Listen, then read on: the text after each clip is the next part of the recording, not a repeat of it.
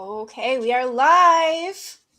Welcome everyone to our fourth live stream with Naturalist David Mizejewski. We're always so thrilled to have David join us. He's so informative. He always brings the best information and answers your questions live. You always have a lot of great questions. So please, as we're going through the presentation, post those questions in the chat. We will leave time at the end to try to answer some of them live on the call. And then anything we don't answer, we'll usually do a follow-up email or blog post to try to answer those questions for you. Also, those questions become content for the next live stream. So thank you all for joining today. Just a quick housekeeping item. This is recorded. So if you're missing the start of the live or you aren't able to join us live, it will be live on our YouTube and Facebook channels immediately following the session. And we will also share this for anyone that wasn't able to join us. So thank you for joining live if you're here. I see everyone is posting in the chat where you're joining from. That's very helpful when we're talking about native plants because there's some regional variance when we talk about native plants. So it's very helpful to know where you guys are coming from so we can also tailor the conversation.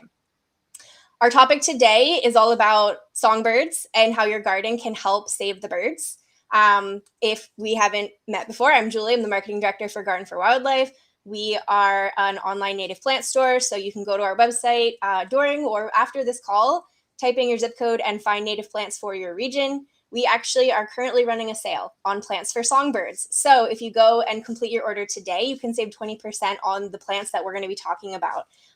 So very exciting stuff there. Please go check out the website, gardenforwildlife.com. And I'm done with my spiel, so I'm going to kick it over to David, who is the star of the show here. David, do you want to introduce yourself a little bit and let the audience know what we're going to be talking about today? Sure, absolutely. Well, first, thanks for having me back, Julie. You know, I love coming and talking about all things native plants and wildlife. It's something that I'm very personally passionate about, and it's something that I've been working on for the last 26 years at the National Wildlife Federation as our head naturalist. And so, yeah, like Julie said, we're going to be talking all about how your choices in the garden can help support your local bird population. I think, birds are beloved. They're a group of wildlife that, most people want to see more of, especially right outside their window. And so hopefully today you'll pick up some tips and some tricks on how to do just that the right way. And I guess I'll give a little teaser. It's a lot simpler than you think. So we'll get into that. Before I get into my slides, I do just want to dedicate this to Dolly Parton. If you have not heard the news, she passed away today. I think everybody loved Dolly Parton, and she really was actually a huge supporter of conservation. And so, and obviously she loved the birds and the butterflies, and she was an advocate actually for native plants. So just sending a big heart out to Dolly. She's looking down on us and the birds too. So with that said, hopefully I didn't make anybody emotional. It's been a rough afternoon. But anyway, let's dive into it. And like Julie said, throw your, chat. I won't actually be able to read the chat while I'm doing this, but, Julie will surface some questions towards the end, and I'll try to do my best to answer them live. And also, again, we can follow up afterward too. So here we go. Let me click over to my slide so I can see what I'm doing. All right, so first, I want to just say that I have a book. It's called Attracting Birds, Butterflies, and Other Backyard Wildlife. It's a how-to book on how to do this whole gardening for wildlife thing. Pretty much everything I'm going to talk about today is in the book. So, don't feel like you have to sit and take a ton of notes. Just sit back and enjoy the presentation. And again, this will be recorded, so you can always come back to it if you want to rewatch something that you might have missed. I mentioned I work for the National Wildlife Federation, and I want to just start by telling you about who we are. We're one of the oldest and largest wildlife conservation and education groups in the U.S., and we do focus most of our program work here in the U.S., unlike a lot of other conservation organizations, which are more global. And this is our mission. It's to unite all Americans to ensure that wildlife and people thrive in a rapidly changing world. And, it's probably not a surprise to anybody here that we humans are a big part of that rapid change that is unfortunately, not good news for a lot of our fellow species or our fellow humans.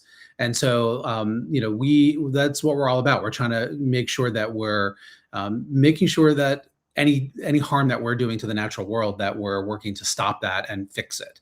So we do our work whole wide variety of ways. We're working on fighting and advocating for strong wildlife protection laws, like, for example, the Endangered Species Act, which is why we have the bird that you see on your screen alive today. The bald eagle was saved by that piece of legislation, and other wildlife conservation laws.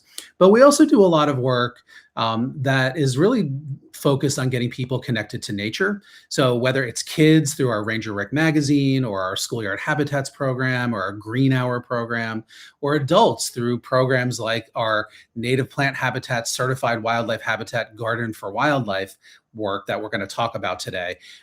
People are really important for us at the National Wildlife Federation, and engaging them in conservation is what this is really all about.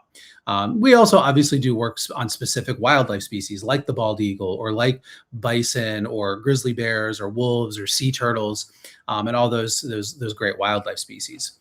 But one thing you'll notice in all those wildlife that I just listed, mostly they're kind of mammals, or they're big and scaly and furry, and sometimes feathered in the case of the bald eagle. But this is wildlife too. Songbirds are wildlife. They're animals, and we tend to not think of smaller animals as wildlife when we say wildlife conservation, but birds absolutely count.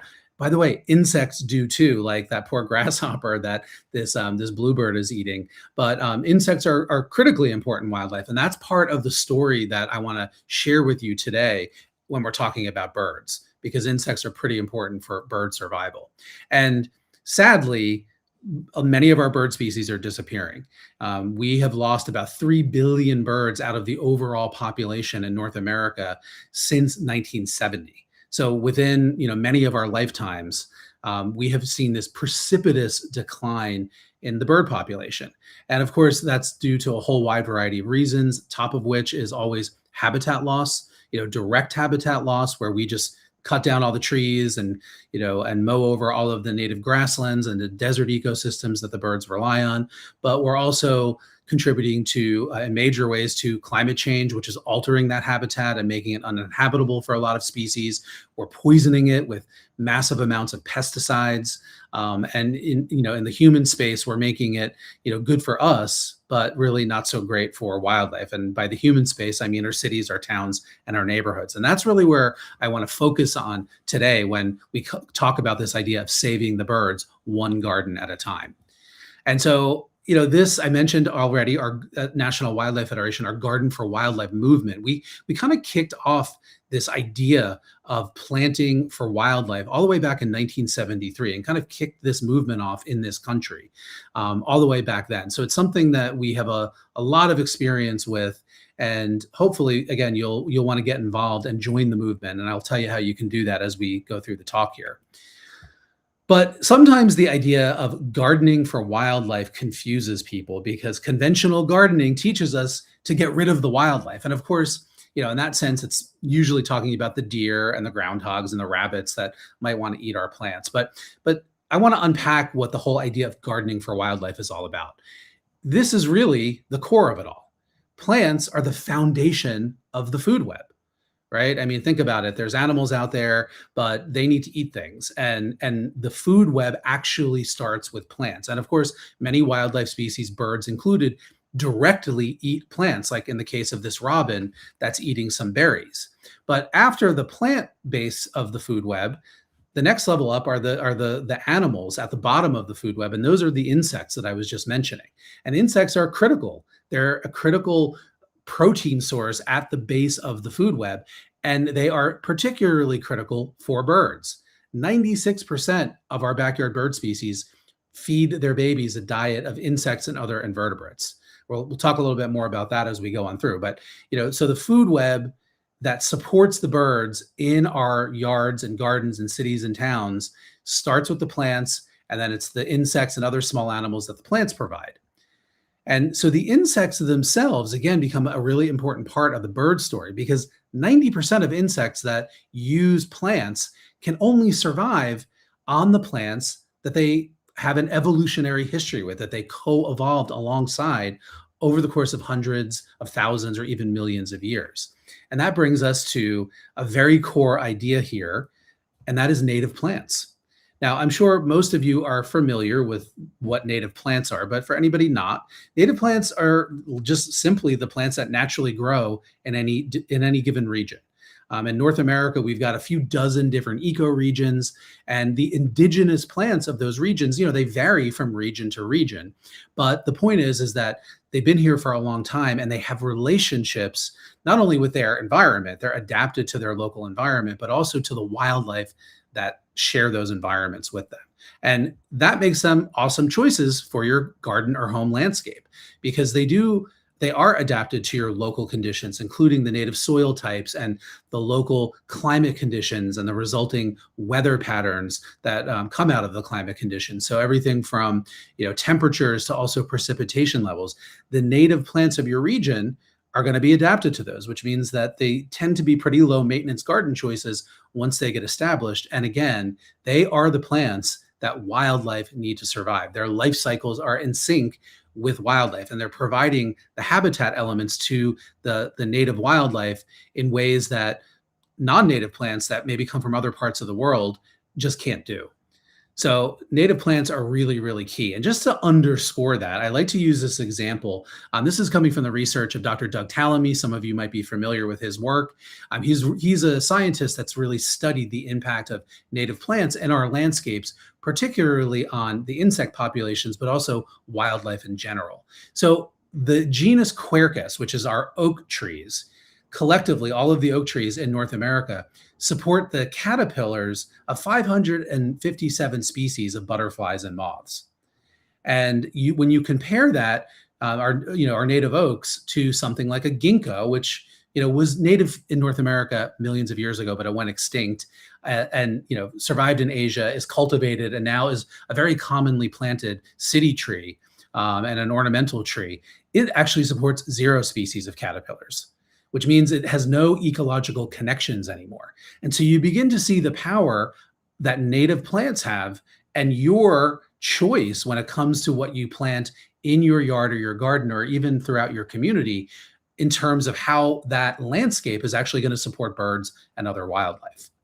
And so that's what this is really all about. At the end of the day, birds and all wildlife need plants because they're the foundation of the food web. And specifically, they need native plants. And so the definition of gardening, in terms of the idea of gardening for wildlife, is just planting with a purpose. So if you want to see more birds in your neighborhood, in your own backyard, what you want to do is plant with a purpose. And that purpose is planting the plants that the birds need to survive. And those are native plants. And that's why this is a win-win between National Wildlife Federation and Garden for Wildlife, who is actually selling the native plants. So all wildlife need 4 things to survive, birds included. And these are the things that I want you to be thinking about as I'm talking for the rest of this talk. Think about how you are already providing these 4 things in your own garden or landscape. And if you're not, how you can add things that will help meet these 4 requirements. So they are natural sources of food, clean water, cover, which is places where animals can get out of the elements or hide from their predators, and then resources or places where wildlife, like birds, can actually reproduce and keep their species going. So those are the 4, we call them the elements or the components of habitat. Again, that all species need to survive all around the world, but specifically we're going to be focusing in on how birds need these 4 things today. Now, when you provide those 4 elements of habitat and you commit to what we call natural sustainable gardening, that is what will earn you the ability to designate your yard as a National Wildlife Federation certified wildlife habitat landscape, which is nice little bragging rights. And I'll tell you how to do that at the end here. So let's get into it. Let's talk about how you provide birds with food. I can't see you. When I give this talk in person, I ask people to raise their hands, but maybe you can drop it in the chat. If you put out bird feeders, and this isn't a trick question, I'm not going to judge you. I will just say right out of the gates, there's nothing wrong with bird feeders. But a lot of people, the first thing that comes to mind when you say, oh, we want to feed the birds is, of course, putting out a bird feeder. But here's the thing. Birds only use feeders as a supplement to the natural foods that they're finding in the landscape. And honestly, only a handful of bird species will actually use a bird feeder, either because they don't eat the kinds of foods that we can offer in a feeder, or because they're more shy species that just don't like to come out into the open or be, around a lot of other birds or other critters that are visiting the bird feeders. So feeders are okay, but you have to think of them as a supplement. Another way of saying it is that feeders are not habitat. They're an extra that you can provide. And in many ways, feeders are more for us. They attract birds to one spot in our yard every day that we can see and enjoy them. But the birds are not actually using them for the most part they're not critical for the bird's survival. So how do you actually feed the birds? The most natural, sustainable way? It's with your plants. So you can see these cedar waxwings here, and they're munching on winterberry holly berries. So our native plants are going to be providing food to birds in a bunch of different ways. And one of the main ways is by fruits, like what you can see in the picture here. Other ways your native plants are going to provide food for birds, in addition to the fruits, you can see the picture of the robin again, eating fruits. Hop over to the other side of the slide, and you will see a goldfinch feeding on seeds from a sunflower. Seeds are another really, really important way that your plants are going to feed the birds. And of course, that makes sense, because what do you put in a bird feeder? Typically, you're putting in seed. So plants that produce seeds are going to be offering a food source for the birds. And in the middle there, you can see a squirrel with a spruce cone. The cones actually are filled with seeds too.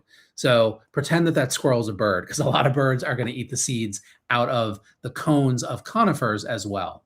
So berries and fruits, seeds, nuts, of course, as well. So think about all the nut producing trees that we have that are native here in North America. Those oak trees are not just caterpillar host plants, but they are producing acorns that a lot of birds, believe it or not, including jays and wild turkeys, love to eat. But there's all sorts of other nut producing native trees as well, and shrubs, everything from pecans to beech nuts to native hazelnuts, and so on and so forth. So seeds, nuts, fruits, berries are all ways that your plants are going to naturally provide food for the birds. Your plants are going to provide nectar as well for some species of birds, pretty much hummingbirds, but sometimes some of our oriole species might actually feed on nectar as well. So that's another way that your native plants are going to be a food source for certain kinds of birds. And in other surprising ways your plants are providing a food source for birds is their sap. So this bird is a kind of woodpecker called a sapsucker, and it's drilling little holes into the bark of that tree in the hopes that the sap will flow out, and then it can kind of drink up the sap. And incidentally, other birds like hummingbirds will also come and drink some of that sap, because if you think about it, sap is very similar in concept to nectar, right? It's a sugar solution in water that the tree is producing. Now, of course, the tree makes the nectar specifically to attract pollinating wildlife like the hummingbirds or bees or butterflies or insect pollinators. And it does not want really to give away its sap, but the sapsuckers have figured it out, and it doesn't really harm the tree in the big picture. So anyway, just a surprising way your trees might be feeding certain kinds of birds that you didn't even think about. So plants are going to provide food for the birds by seeds, nuts, berries, nectar, sap, and those are direct ways that they're going to be providing food. But remember those insects. They're going to be providing the birds with that critical protein source. And as we've already mentioned, if you want to have a healthy insect population to feed the birds, you must have native plants, because again, those insects are relying on them. 90% of our insects that use plants for some of their life cycle, either as a host plant for their young, or because they're feeding on it directly, or they're overwintering in it, or however those insects are using it, 90% of insects can only survive on native plants. And so it becomes really, really important to be thinking about what plants you're putting in your yard if you want to make sure that you are not only providing the plant foods directly to the birds, but they are also supporting the insect populations. So again, there's that stat. 96% of the upland terrestrial birds is actually what the study looked at. So that's pretty much all the birds that will visit your yard. Kind of leaves out, seabirds and things like that. But 96%, that's pretty much almost all of the birds that you're trying to attract are looking for a healthy insect population in your yard. And it's not just a few bugs here and there. This is another study that came out of Dr. Doug Tallamy's research. Desiree DeLongo is the researcher that looked at Carolina chickadees. And her study showed that one pair of Carolina chickadees over the course of about a 16-day period from when the chickadee eggs hatched and when those baby birds fledged and left the nest, that those parent chickadees had to catch between 6,000 and 9,000 insects just to successfully raise one nest of babies over the course of 16 days. And they only really foraged and hunted for those insects in the scale of like a typical backyard. They weren't flying miles away. And so you begin to realize how important our choices in our gardens are when it comes to plant choice and how we maintain it. Because if we follow the conventional gardening wisdom and all we plant are non-native ornamentals and all we have are big lawns and we're spraying pesticides everywhere, guess what? That is a big reason why the North American bird population is down by 3 billion birds since 1970. It's our fault. But there's opportunity there because we can change our behavior pretty easily. We can make choices that are going to be better for the birds and the ecosystem in general. So that's chickadees. You know, chickadees are tiny little things, 6,000 to 9,000 insects, which is mostly caterpillars, as you can see here. And it's mostly moth caterpillars, but it's also crickets and grasshoppers. It's also spiders. And then other birds, are eating other things, specializing, think of robins and earthworms and things like that. But it's mostly caterpillars is the bulk of it. And that'll become important when it comes to picking what plants you want, because you want to pick plants that are going to support caterpillars. And I'm going to tell you how you can do that when we get down to the end here. But yeah, chickadees are tiny, 6,000 to 9,000. Scale that up to something like a pileated woodpecker. These are these giant woodpeckers who are doing the same thing. They are out there catching insects and feeding them to their young. And so, just do the math there in your head. A bird that's probably, 5 times the size of a chickadee, probably bigger than that, probably needs 5 times the amount of insects. So it's really, really important to be thinking of our yards, of our garden spaces, if you want to actually support the birds as insect producing. And so as you're looking at the birds out there, just some fun tips that will maybe help you kind of figure out what the birds are eating that you are seeing in your yard based on the shape of their bill or their beak. So birds that have kind of shorter chisel-shaped beaks like the goldfinch, they're seed eaters. So if you want to see more goldfinches, be thinking about, well, what plants can I put in my yard that are going to provide seeds? And side note, goldfinches are one of the bird species that does not feed their babies insects. They make up that part of that 4% of backyard birds that are not feeding their babies insects. They actually feed their babies seeds. So do things like mourning doves. So they're kind of the outliers in all of this. That rely totally on the seeds. But most of the other birds, again, 96% are looking for insects. So if you look at that wren there, the second picture from the left, birds that have a little bit more of a longer beak, sometimes it's curved, they're the ones that are out there foraging, looking for the insects on the leaves of plants and on the stems of plants. And that beak is designed to sort of snatch up insects in that way. The sapsucker there, again, that's a kind of woodpecker that is the second from I'm sorry. I got that backwards before. The wren is the second from the left. The woodpecker is the second from the right. These guys, as you might imagine, are using their beak as a chisel to drill into dead and dying trees that are infested with things like termites or beetle larvae, or perhaps even carpenter ants in some cases. And so they have that very thick, heavy, very pointed beak that's designed to sort of be like a chisel. And then, of course, we've got our hummingbirds that have that really, really long, thin beak that's designed to fit inside the long tubular shaped flowers that they co-evolved alongside of, which is why the flowers are shaped that way and why those beaks are shaped that way. Again, 2 pieces of a puzzle. And those kinds of beaks are designed to drink nectar. So the big message there is plants, plants, plants, plants, plants, specifically native plants. It is literally that simple. Remember when I said providing habitat for birds and saving them through your garden is pretty simple? It really is just plant more native plants. That's it. That's the main thing.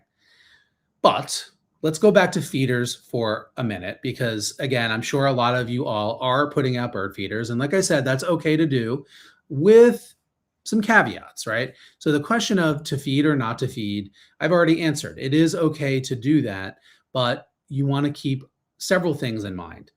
You want to make sure, first and foremost, that you're not overfeeding. So, I sometimes see people share pictures and they've got, again, a typical quarter-acre yard or something like that, and they've got like 50 bird feeders on there. That's probably too much. That can cause overcrowding. You increase your risk of attracting unwanted rodents like rats. And it can cause stress on the birds just from overcrowding. So it's also expensive. The bird seed that you buy to fill your bird feeders is not cheap. And so, save yourself a buck and don't overdo it. The other thing you want to be really, really mindful about is cleanliness, because feeders can and do spread disease.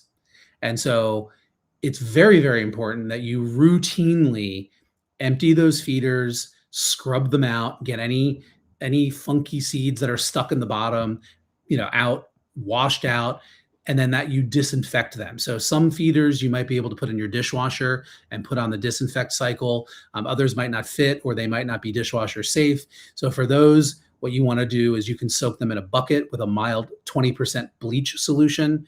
You can also, soak them in your sink in, again, a bleach solution like that. You can use white vinegar as well, although I don't know, there's studies that back it up that it's as effective as the bleach. But and then you want to really thoroughly wash it out. Again, you can use a bottle brush, scrub it down. Ideally, your feeder will be compartmentalized and you can take it apart, and that makes cleaning a lot easier. And so that's really, really important. It's really extra important with hummingbird feeders, which I'll talk about in a second. But yeah, so you don't want to overfeed. You don't want to have dirty feeders. So you want to make sure you keep them clean. And you want to feed high quality food. You don't want to just feed things like exclusively nuts. Like you see, that feeder that the blue jay is feeding on is designed to hold peanuts, which are super high in fat. You want to feed seeds that, you want to feed a high quality blend if you can, or things like black oil sunflower seed, which have like a good balance of nutrients. So I always recommend, if you are going to feed birds, it's worth it to spend the extra money on the nicer blends that you can get from birding specialty stores and things like that, versus the real cheap stuff you find at the grocery store, because it might not be, high enough quality.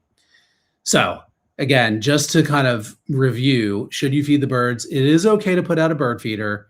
The birds, there are studies that show that in extreme weather conditions, feeders can help with survival and reproduction.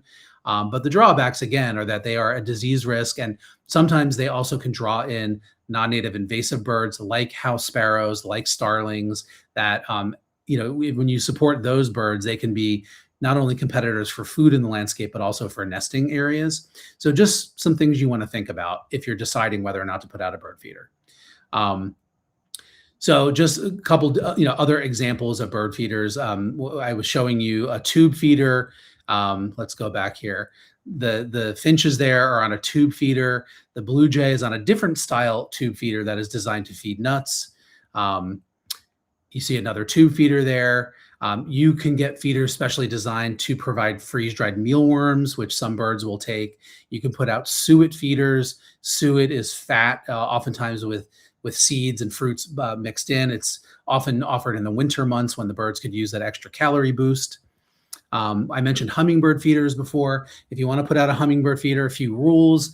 Number one, they feed on flower nectar, so sugar water. You can mimic that by just mixing 4 parts water, or 4 parts white sugar. Wait, I'm getting myself confused. It's white sugar and water, and you just dissolve it in the water. And so, I'm sorry, it's 4 parts water to 1 part white sugar. My brain is fried today, folks. You don't want to use artificial sweetener that does not have any calories in it. You don't want to use honey, which can spoil once you mix it with the water.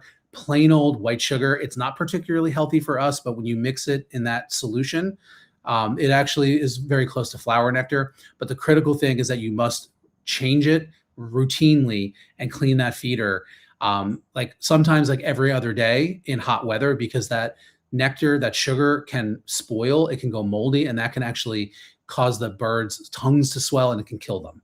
So again, feeding with native plants is the best way to feed birds. And if you stick with that, you're going to avoid all these problems. So when not to feed the birds, when there's disease outbreaks, and we recommend at National Wildlife Federation, find out who your state local wildlife agency is. Just search for it for your state and it will come up, and follow their guidance. If there's a bird flu outbreak, for example, or there's there's other diseases that can crop up sometimes, you don't want to be potentially contributing to the spread of that with a bird feeder. If you keep poultry, which can get really affected by bird flu, and then spread it to the wild birds, or vice versa, that's not a good situation. And if you're just not willing or able to commit to keeping those feeders clean. So if you do put out bird feeders and this kind of bird shows up, that's normal and natural, because there are certain bird species like Cooper's hawks, like sharp-shinned hawks, who naturally feed on other birds. And so I always say, if you put out a seed feeder for birds that eat seeds, you're also putting out a feeder for birds that eat birds. It's normal, it's natural. And again, if you're going to be traumatized at the chance of seeing, your favorite cardinal get eaten by a hawk, then maybe you don't want to put out a bird feeder. Another time where you don't want to put out a bird feeder or take them down is if these fellows are coming and visiting your bird feeder. Bears are smart and opportunistic, and they know that those seeds are calorie rich, and they're going to continue to come into your yard. So the only responsible thing to do in that scenario is to take the feeder down. And that's the general rule for all mammals. Mammals, unlike birds, do become dependent on feeders, which birds don't, again, because they're only using them as a supplement. So you don't want to be feeding mammals. If you are getting mammals like the bears or raccoons or even deer eating out of your bird feeders, take them down, even if it's temporarily for a month or two, so you don't encourage that behavior. And of course, the exception to the rule are squirrels.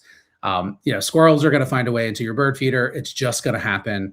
My best recommendation is that you get one of those squirrel-proof feeders, and then let me know how that works out for you.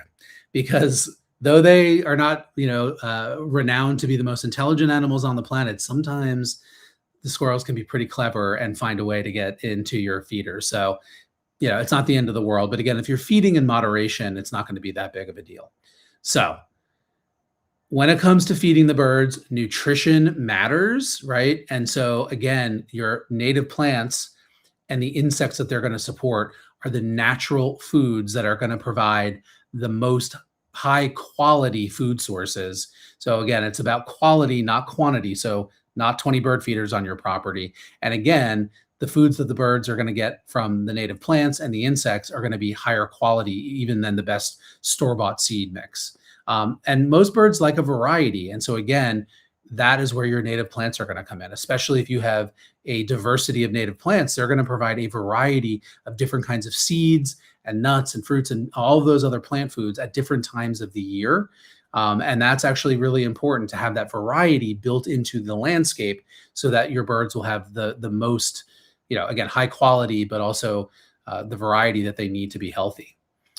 And really what it boils down to is that, again, feeders are not habitat. And what birds and all wildlife need are habitat first and foremost, not handouts from people. So try to frame your mind around this question of how do we save birds? How do we attract birds? Not as what am I going to, hand out to them, but how I'm going to restore their habitat. And that's really what this is all about. It's all about creating wildlife habitat gardens. That's what gardening for wildlife is all about. All right, so I spent a lot of time on food because it's a big one when it comes to attracting and supporting your local bird populations. But that's only one of the 4 habitat components. Now, the other ones are a little bit more straightforward, a little bit easier to get into. Birds, like most wildlife, need to drink water in some way, shape, or form. And most bird species also need a clean body of water where they can bathe their feathers. Bird feathers are very, very intricate and delicate. And birds do a lot of work to keep them clean and keep them in good condition because, let's face it, birds that, at least flighted birds, I'm not talking about ostriches or kiwis, but here in North America, pretty much all of our birds are flighted birds. Birds that have poor feathers in poor condition can't fly very well, and they don't tend to survive very long. So water is actually a pretty important resource, a habitat component, in addition to food, that can be a real magnet to kind of draw birds in. And it's not just little birds that need it. This is a photo that was taken in a certified wildlife habitat landscape down in Florida. And the person looked out their window one evening and spotted these two barred owls in their bird bath. And, the message here is that you don't have to have like a giant water feature. You don't have to have, a property that's adjacent to a lake or something like that, or even spend the effort, the time and the money to like excavate a garden pond in order to provide a water source for birds. In fact, something as simple as a bird bath will do. And again, bird baths, it's pretty straightforward. Any shallow vessel that will hold water, and by shallow, I mean 1 to 3 inches max deep. Anything deeper than that, and smaller birds won't be able to use it, is a good option. Bigger can be better in terms of just having more water in there. But you also want to think about things like what the material of the bird bath is made out of when it comes to keeping it clean. Because just like bird feeders, it is critically important that if you are going to put out a bird bath, that you are committed to keeping it clean. And it's really no different than keeping your pet's water dish cleaned. Most of us are doing that, every day, or maybe every other day if we get lazy. But it's really important to do that for the bird bath as well, because, birds are not very discriminating, and they will poop in the bird bath. And again, they're cleaning their feathers, and all sorts of debris is coming off. And then, they're going to drink out of it as well. And so, just like feeders can be bad and spread disease, so can bird baths if we're not emptying them regularly. I honestly refill my bird bath every single day. I have a little bird bath that sits out on my deck ledge right outside of my kitchen, so it's easy for me. And the one that I'm currently using is actually plastic, so it's super light compared to one like you see here, which looks like it's made out of concrete. That might be a little bit more challenging to clean out. And so, just be thinking about those things. Think about placement. Is it close to somewhere where you can at least get a hose and rinse it out and wipe it down? And again, maybe spray it down with some white vinegar or a mild bleach solution, and then thoroughly rinse it out if you can't pick it up and bring it into your house. So, think about water access, that kind of thing when it comes to a bird bath. But it's pretty much that simple. A shallow vessel, 1 to 3 inches deep, that you keep clean and you refill with fresh water, every day, every other day, is really going to provide that component of habitat for birds. Now, you can get fancy and add fountains and misters and dripping apparatus to your bird feeder or your bird bath. And that's because the sound of moving water or dripping water happens to be very attractive to birds. So that might, enhance the attractability of your bird bath, but it's not really necessary. And water is also important, not just for drinking. It's important because a lot of birds like to hunt around a water source. So this swallow is actually probably drinking on the wing, but it's also hunting for insects like mosquitoes that might be flying around this water. So if you do have a larger body of water, that's something that, it's probably contributing to not only the water resource, but it's helping with the food. And this is a great example of where these 4 habitat components overlap a lot. So the same plants that are the same features that might provide a food source are also going to provide other habitat components, which we'll get into in a second here. There are some bird species, though, that don't actually typically drink water directly. And no surprise, they tend to be desert species like this cactus wren, which gets the majority of its liquid from the plant foods that it's eating. So again, your plants, again, like I was just saying, are going to do double duty. They're going to provide food, but in many cases, they're also going to be providing a source of moisture. Even non-desert birds are getting moisture from the berries and things like that from the plant foods. So just another interesting thing to think about, that water might actually come from plants, not from a standing body of water. So that's it for water. That's again pretty straightforward. So we've covered two of the four components: food, water. Now let's talk about cover. So cover is this idea that birds need places where they can shelter from the weather conditions. So whether it's high winds, winter blizzard, a summer heat wave, a hurricane, they need places where they can stay safe from those more extreme weather conditions. They also need places where they can hide from predators. Predation is normal and natural, like I was talking about before with the Cooper's hawk that might come visit your feeders. But we also know that in nature, Mother Nature has given prey species places where they can hide and have a good chance of surviving in order to keep their species going. So we don't want to just, have them sitting out in the open, right? So that's what this idea of cover is all about. So how are you going to provide cover for birds? Well, those same native plants that are providing food are going to do double duty. And that is the main way that you're going to provide cover for the birds in your area. You're just going to plant native plants. Now, yes, what you plant can impact the quality of the cover.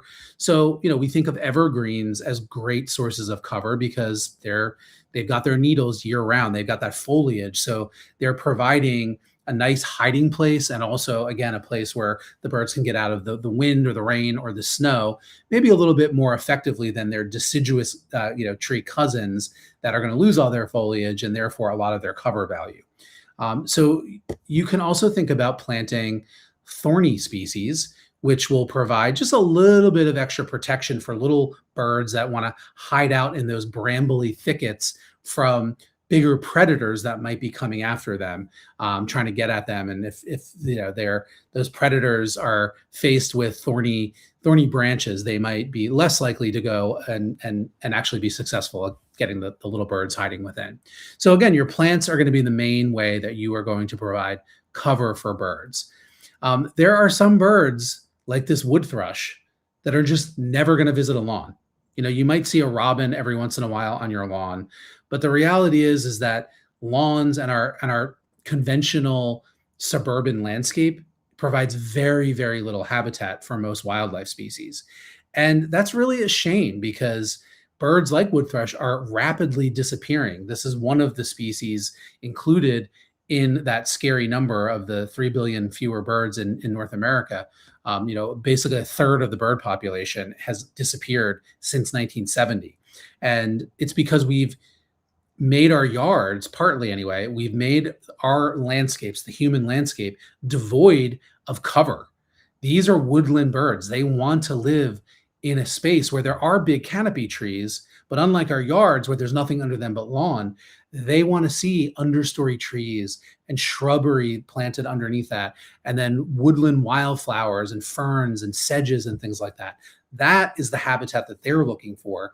So if you want to see really cool birds, and if you want to save really cool birds, you really want to think about filling your yard as much as you can, both sort of in the horizontal plane, no matter how big or small your yard is, right? Like fill in as much of that space as you can with cover in the form of native plants, but you can also think vertically as well. And like I said, you can create like a forest canopy with an understory underneath it and then a shrub layer below that. And that is actually how woodland environments naturally form. And that's what many woodland birds like the thrush are looking for.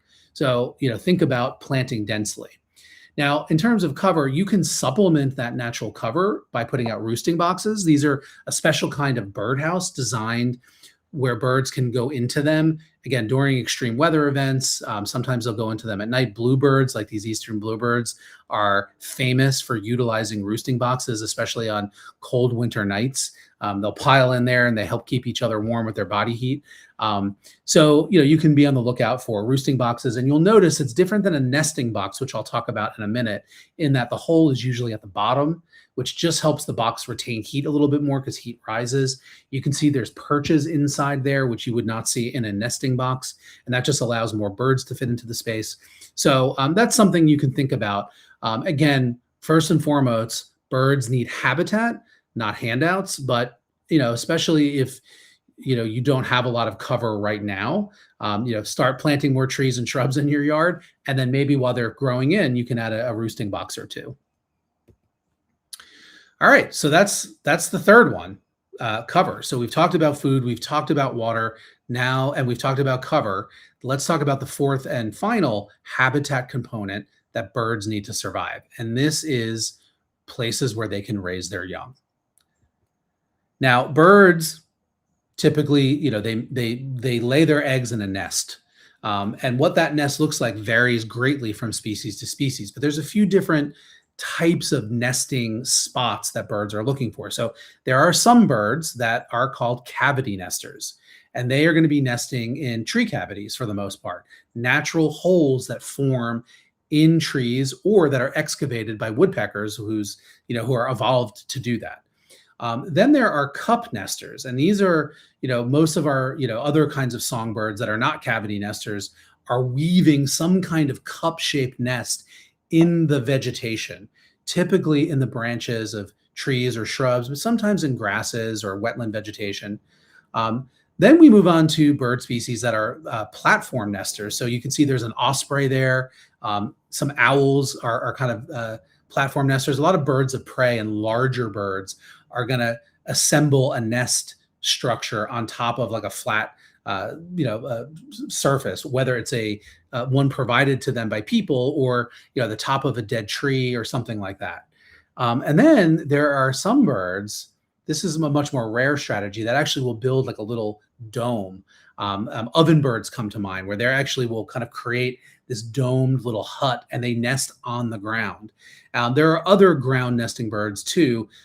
Things like, again, turkeys and quail and a lot of our waterfowl are going to nest on the ground as well. So just a little snapshot of the different ways that birds are going to sort of build nests, or they don't always build them directly, but they're nesting structures.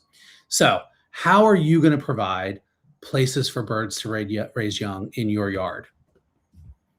Well, folks, again, I said this was simple. Saving birds really boils down to plants, adding more plants, specifically native plants. So the same plants that are going to provide food, the same plants that are going to provide cover are also going to provide nesting places for the birds that are going to come to your backyard. Again, some birds, like the hummingbirds, are going to build nests, these cup-style nests in the branches of trees and shrubs or other vegetation.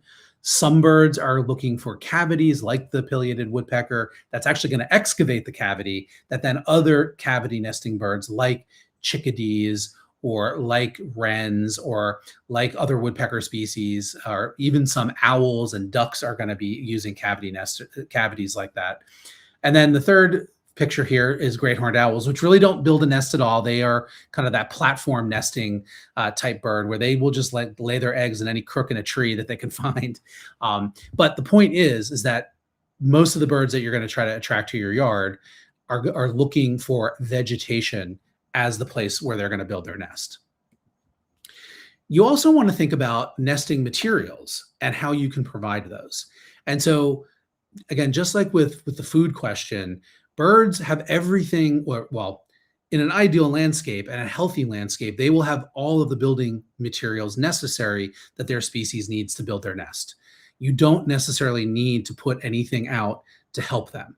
So what do birds use as nesting material? Well, again, you see a chickadee here, and that chickadee has a mouthful of moss. Chickadees love to use moss, but it varies from species to species, but mosses, lichens, twigs, stems, just shredded plant fibers are all common materials that birds will use to build their nest structure. And again, this is mostly for those cup nesters that are actually constructing a nest. Many birds will actually also use mud. They will collect mud like robins and use it almost as like a mortar. The ovenbirds do that as well to build that sort of oven-shaped dome type nesting structure. A lot of birds will also use downy like seed fluff from seeds, like milkweed seeds or dandelion fluff, that kind of thing. Hummingbirds also love to collect spider webs and use that almost as a glue, and then they they camouflage their tiny little cup nests by sticking lichen on it, so they become almost invisible. It's really, really remarkable. That said, if you are brushing your dog and you want to let the hair flow out into the yard, birds will take advantage of that as a nesting material. You see a lot of recommendations, put out dryer lint or, pieces of string and things like that. And I would just caution you to pump the brakes on that. Dryer lint for sure is really bad because it's cotton and it absorbs moisture. So if a bird puts that in its nest, it's going to make the nest really soggy, which is bad for the baby birds. Longer hairs like human hair, or if you have a dog with hair that's longer than a few inches, pieces of string as well. Those actually can become a risk of tangling either in the adult bird's feet or it can strangle the baby birds. So I would avoid that. If you did want to put out fibers like that, I would only do like a natural fiber, something like a twine or something in just short little pieces. And again, the birds don't really need it if you have a well-planted landscape that's going to provide all of those plant materials that the birds are actually looking for to build their nest. Another thing you can do is try to attract woodpeckers, because woodpeckers are out there excavating a new nesting cavity almost every year. And then, they don't use the same one year after year, which means it becomes available to other cavity nesting birds and also other wildlife. Tree squirrels like flying squirrels or gray squirrels are going to utilize those as well.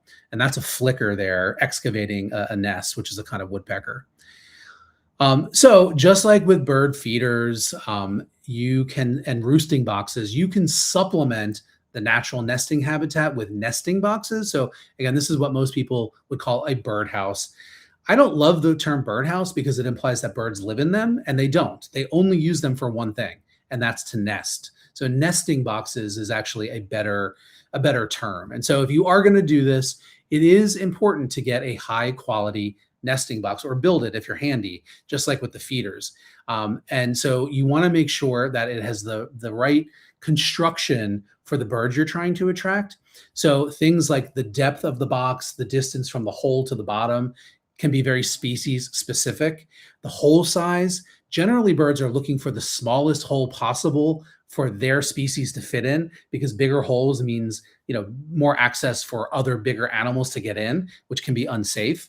And so, you want to, again, do your research and get a nesting box that is designed for the birds you are trying to attract or provide that nesting habitat for, because if you get the wrong model, it's not going to work for the birds that you're trying to draw in. Other things you want to think about, most good bird houses or nesting boxes have some kind of overhang that just helps keep some rain from getting in to the box, either through the hole or through the sides. A good nesting box also has drainage holes in the bottom in case any moisture does build up, so that can flow out. Typically, we recommend that they have at least one side that can rotate up so that after the nesting season, you can periodically go in and clean out nesting material, which can oftentimes harbor parasites that can build up in that nesting box year to year. So you just want to think about that. And again, there's a lot of really great resources out there, both online. I cover this in my book, and I've got some diagrams and specs for nesting boxes for some of our most common cavity nesters.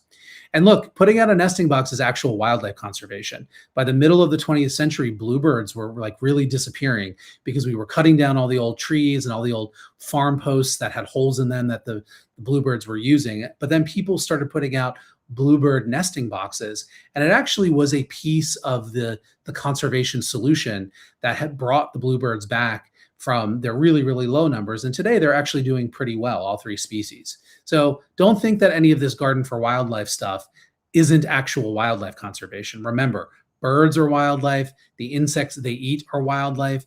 Native plants are part of our natural heritage.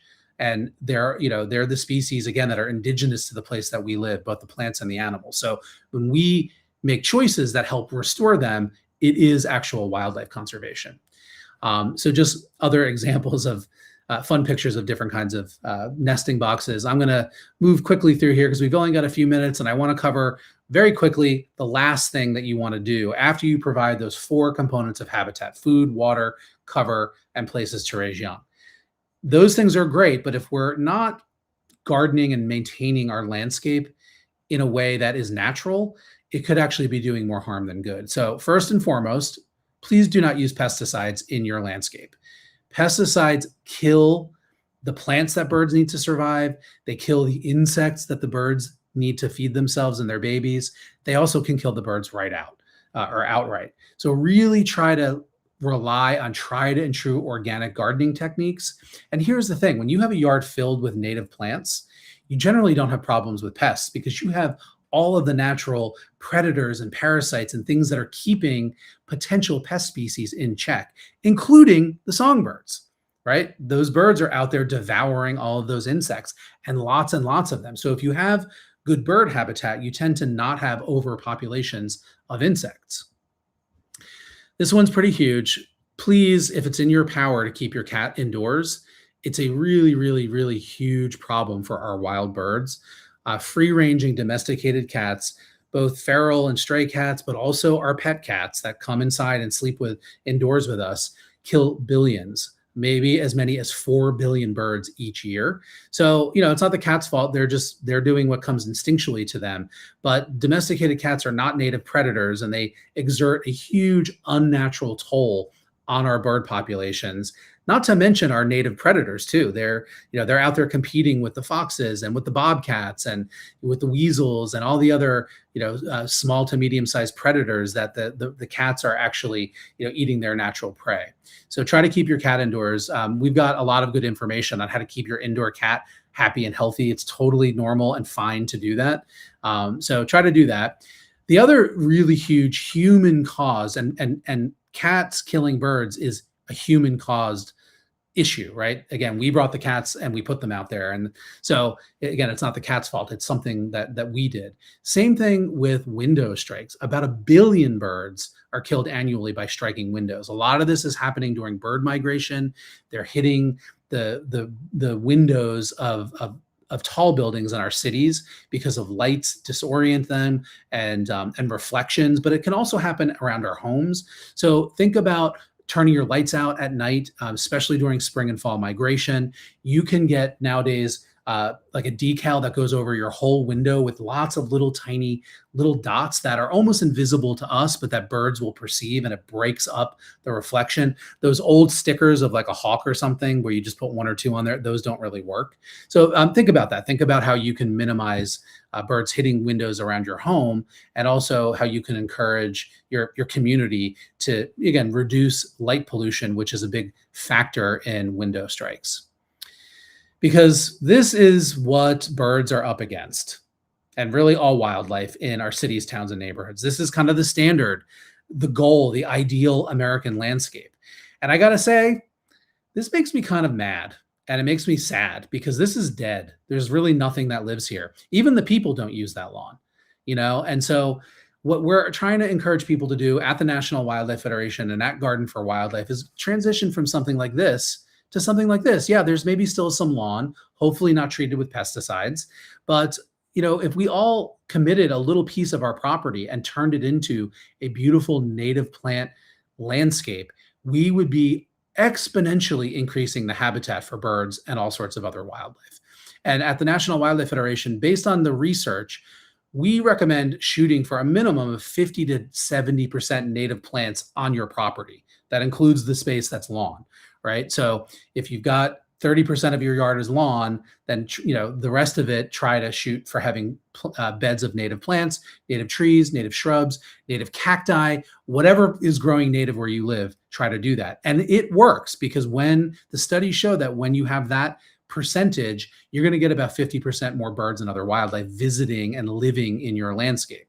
So it really does work. If you plant it, they will come. And then you get to benefit both by observing the birds and knowing that you're doing something to help them.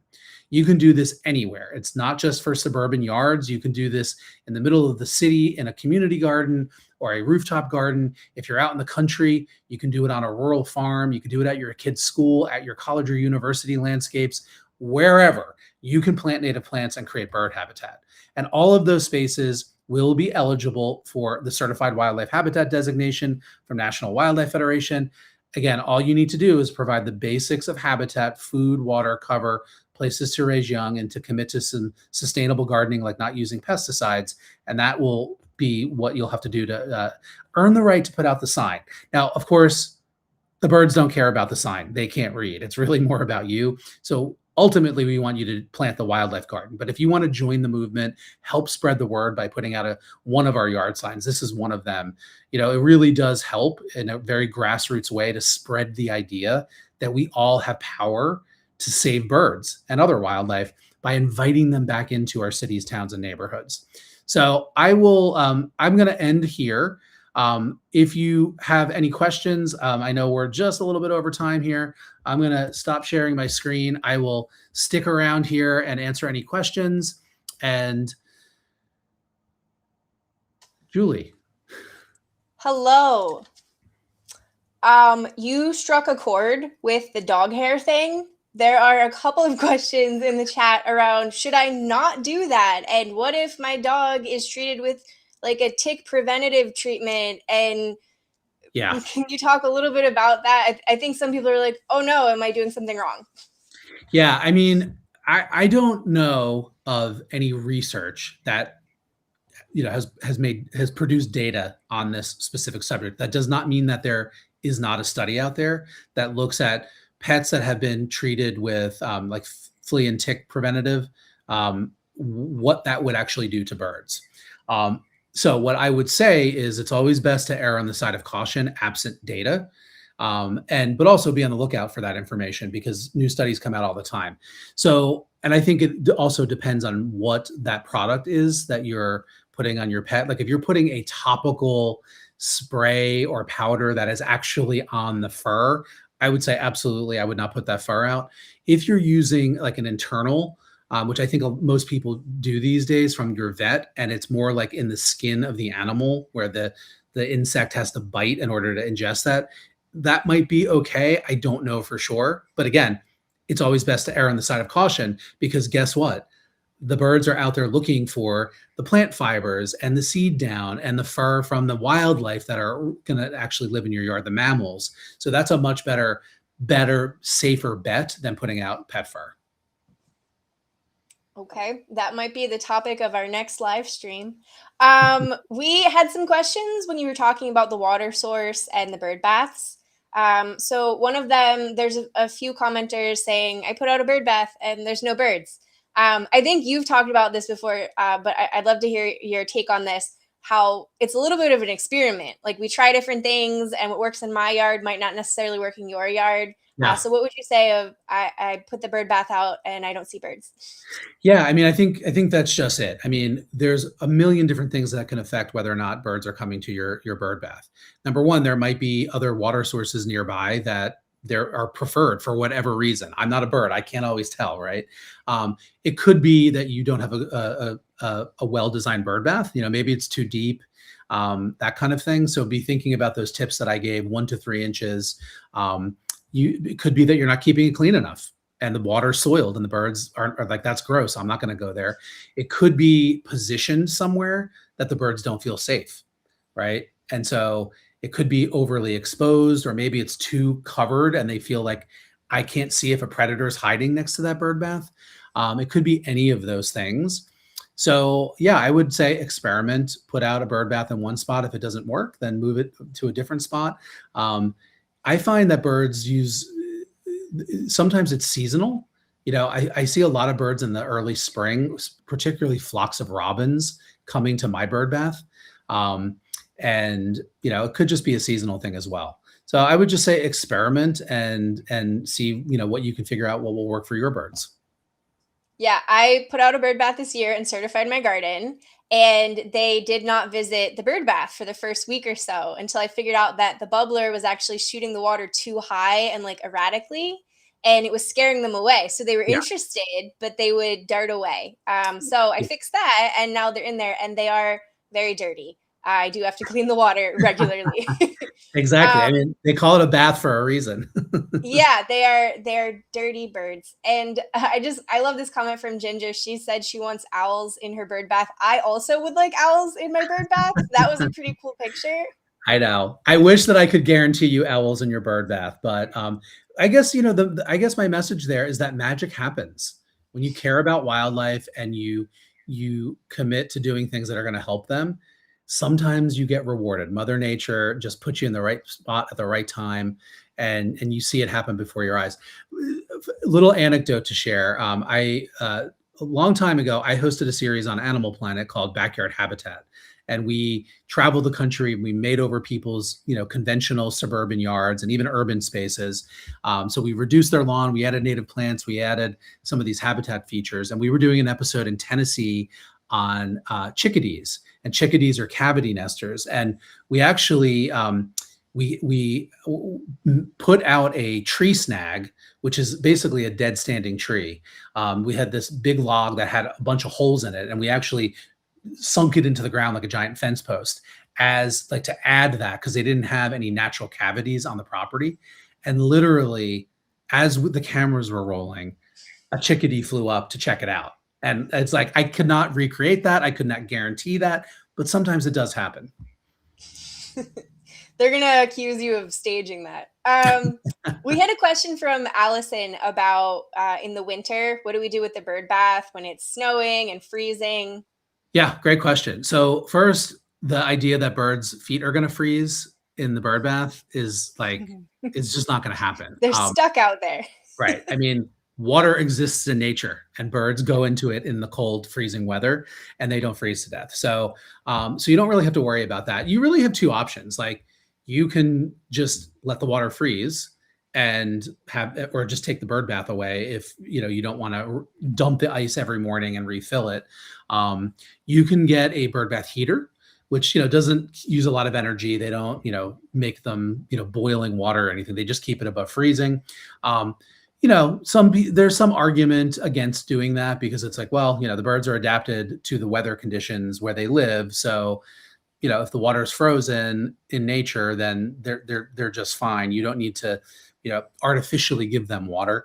I think it's probably okay. And in fact, I have used heated bird baths before, and that is a time where you will actually see birds coming, because especially when the temperatures are below freezing and liquid water is frozen, but you don't have any snow or on the ground, which birds will eat and melt in their bodies to get liquid. That becomes a tough time, because there is no liquid water to drink. And so the bird bath actually does become a little bit more of a magnet in that season if you do have a heated bird bath. Just make sure you keep it clean. So again, if you have to dump it out every day, wash it out in your sink, spray a little bleach water or white vinegar or whatever, rinse it thoroughly, do that every day, because you want the water to be clean.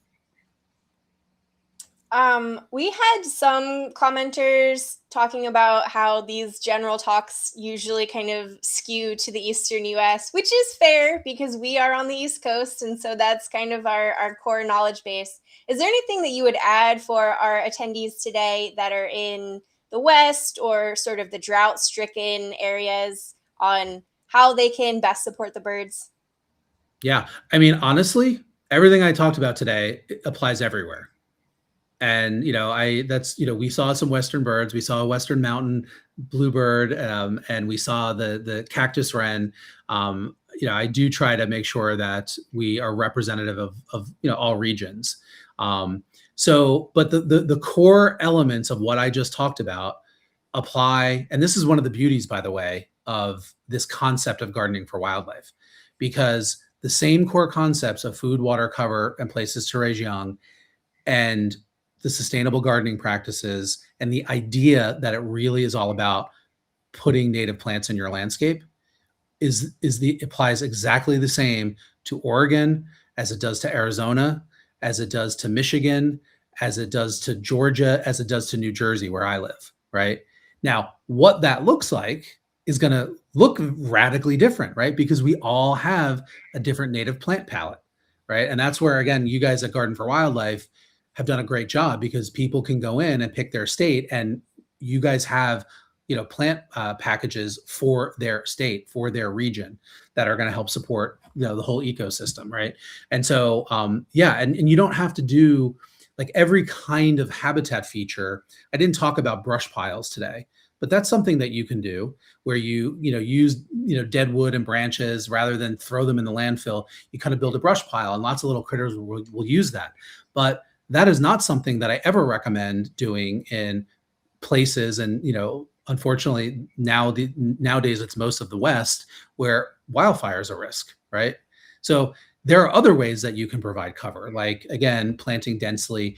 We actually at National Wildlife Federation, speaking of fires, have some good resources for how to have a good native plant-based natural habitat that also has defensible space, and that is also sort of fire safe, so that you can still have a natural landscape and benefit the wildlife without violating your local fire safety ordinances or putting yourself at risk. So you can find that all of that at the National Wildlife Federation's website. Awesome. I have a question as we go to wrap up here. If there was one thing that someone planted this fall to help the birds, what type of plant or species would you tell them to plant? I got to go with channeling our good friend Dr. Doug Tallamy and say an oak tree or a shrub. And it's because oak trees are habitat powerhouses, not just for birds, but for birds in particular. And it's because they check off the 3 of the 4 habitat component boxes, right? So when it comes to food, because they are such amazing caterpillar host plants, and because most of our birds are looking specifically for caterpillars to feed their babies and themselves as a protein source, oaks are tremendously important when it comes to providing habitat for birds. They also are great nesting spots. Cavity nesters will use them as they get older and they get holes in them. Other birds will build their nests right in the branches. They also supply acorns, which, like I mentioned, are a really important food source for jays and woodpeckers and turkeys and things like that. So they really are incredible plants when it comes to bird habitat. I guess to throw in a non-woody plant, I'm going to say goldenrod, because goldenrod it's a keystone plant, a plant that supports so many different wildlife species. A lot of different pollinators are using it. It's a particular importance to our native bees. It's going to produce little fluffy seeds and plant fibers that birds can use for nesting. And it is going to attract butterflies and moths as well, which will be a food source. So that's a good one too. I have 2 oak trees. I have a little baby white oak, which is taking an eternity to grow. And then I have a little pin oak tree, which is doing phenomenal, looks great. But yeah, we also just added 2 additional oak species to the website. There's a southern red oak and a swamp white oak that I'm trying to plant in my yard. So then I'll be up to 3. But yes, absolutely. And then I just shared a link to Keystone Plants on Homegrown National Park's website in the chat. Really great resource over there. Goldenrod, another keystone species. And as I mentioned at the top of the hour, we have a sale right now. If you buy these plants by the end of today, by midnight, you can save 20% on these plants on our summer songbird sale. But feel free to stock up on plants anytime after today. Fall planting season starts soon, and it's the best time to plant natives. David, is there anything you want to add before we close out here? Just that I had a bunch of resource slides, but again, I went too long, so I didn't show them all. But definitely encourage folks to check out National Wildlife Federation's website. It's NWF as a National Wildlife Federation.org/garden. There you will find links to the Garden for Wildlife Native Plant Program that Julie was just talking about. But we also have our Native Plant Finder, which is basically Doug Tallamy's research that we have put on our website, where you can put in your zip code in every state and get a list of the top caterpillar host plants native to your zip code.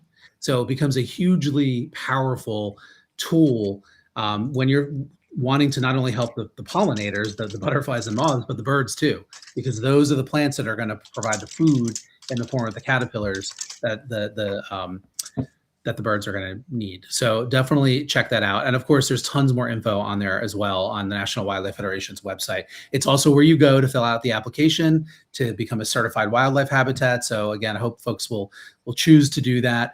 When you do that, again, you join the movement, and the application fee and the sign fee goes right back to National Wildlife Federation. We are a nonprofit. That's how we keep our doors open. So it's kind of a win-win all around. Yep. Well, So there's links in the chat. We'll post links in the description and the follow-up emails as well. But nwf.org, gardenforwildlife.com, and then check out some of our partner websites, Home Grown National Park. Really great resources there. And David, we always love having you. I'm thinking the next one might have to be around like dogs and pets and native plants, because that dog hair comment really sparked some conversation. So yeah, thank you so much. I definitely have some thoughts on coexisting with pets in our wildlife garden. So yeah, I love that idea. Great. Well, I have 3 dogs and they're all sleeping around me. So that'll be my favorite live stream so far. Awesome. All right. Well, thank you, David. Thank you, everyone, for joining.